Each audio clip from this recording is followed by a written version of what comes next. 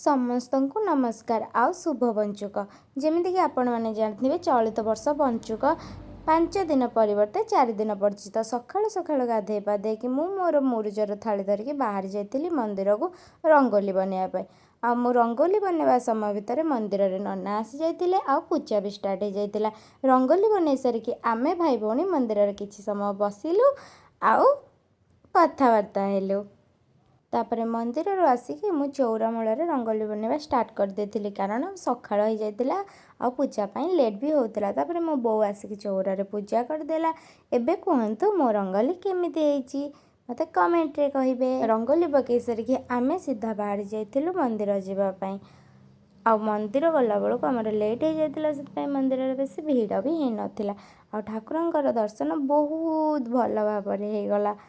ଆଉ ପଞ୍ଚୁକରେ ଯଦି ଠାକୁରଙ୍କର ଦର୍ଶନ ଏତେ ଭଲସେ ହେଇଯିବ ତ ଆଉ କ'ଣ ଦରକାର। ମନ୍ଦିର ଚାରିପଟ ପରିକ୍ରମା କଲୁ। ତାପରେ ଦର୍ଶନ ସାରି କିଛି ସମୟ ବୁଲାବୁଲି କଲା ପରେ ମନ୍ଦିରରେ ଆମକୁ ଲାଗିଯାଇଥିଲା ବହୁତ ଜୋରରେ ଭୋକ, କାରଣ ବହୁତ ଟାଇମ୍ ହେଇଯାଇଥିଲା ଆଉ ସକାଳୁ ଆମେ କିଛି ବି ଖାଇନଥିଲୁ। ତ ତାପରେ ସିଧା ଆମେ ବାହାରକୁ ବାହାରି ଯାଇଥିଲୁ ଖାଇବା ପାଇଁ, କିନ୍ତୁ ଦହିବରା କେଉଁଠି ଖୋଜି ଖୋଜି ମିଳିଲାନି, ତ ଗୁପଚୁପ୍ ଖାଇକି କାମ ଚଳେଇବାକୁ ପଡ଼ିଲା। ସେ ଯାହା ବି ମିଳୁ ଖାଇବି, କାରଣ ମୋତେ ବହୁତ ଜୋରରେ ଭୋକ ଲାଗିଲାଣି। ଖାଇସାରିଲା ପରେ ମୋ ବୋଉ ଆଜି କହିଲା ଆମ ଦୁଇଜଣକୁ କି ଚାଲ ତମ ଦୁଇଜଣଙ୍କୁ ଆଜି ଆଉ ଗୋଟେ ବହୁତ ସୁନ୍ଦର ଜାଗାକୁ ନେଇକି ଯିବି, ଯେଉଁଠିକି ମୁଁ ସବୁବେଳେ ଛୋଟବେଳେ ଯାଏ। ତ ଆମେ କହିଲୁ ଚାଲ ଯିବା। ଆଉ ଏଇ ମନ୍ଦିରକୁ ଆସିକି ଏତେ ଶାନ୍ତି ମିଳିଲା କି ଏଇଠୁ ଯିବାକୁ ହିଁ ଇଚ୍ଛା ନଥିଲା। ଆଉ ଏଇଠି ମୋ ବୋଉ ଆମମାନଙ୍କୁ ଦେଖାଉଥିଲା କି ସେ ଛୋଟବେଳେ କେଉଁଠିକି ଆସେ, କେମିତି ବୁଲେ, କ'ଣ କରେ। ଆଉ ଆମେ ପୁରା ଖୁସିର ସହିତ ତା କଥା ସବୁ ବୁଲି ବୁଲି ଶୁଣୁଥିଲୁ। ସତରେ ଏଇ ମନ୍ଦିରକୁ ଆସିକି ମୋତେ ଘରକୁ ଯିବାକୁ ବି ଇଚ୍ଛା ହେଉନଥିଲା, ଏତେ ଶାନ୍ତି ଲାଗୁଥିଲା।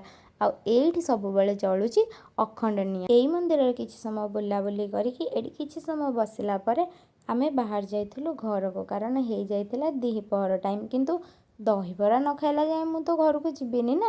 ଆଉ ଏଇଠି ମୋତେ ଦେଖନ୍ତୁ ମୁଁ କେମିତି ଦହିବରା ବାଲାଙ୍କୁ ଅନେଇକି ଅଛି କି କେତେବେଳେ ସିଏ ମୋତେ ଦହିବରା ଦେବେ ଆଉ ମୁଁ ଦହିବରା ଖାଇବି। ଆଉ ଫାଇନାଲି ଏଇଠି ମୋ ଦହିବରା ଆସିଗଲା। ରୁହନ୍ତୁ ମୁଁ ଟିକେ ଟେଷ୍ଟ କରିଦିଏ କେମିତି ଲାଗୁଛି, ତାପରେ ଆପଣମାନଙ୍କୁ କହିବି। ତାପରେ ଏଇଠି ମୁଁ ଦହିବରା ଖାଇସାରିଲା ପରେ ଆମେ ବାହାରି ଯାଇଥିଲୁ ଘରକୁ। ଦେଖା ହେବ ନେକ୍ସଟ ଭିଡ଼ିଓରେ। ସେତେବେଳେ ଯାଏଁ ରହୁଛି ନମସ୍କାର, ଜୟ ଜଗନ୍ନାଥ।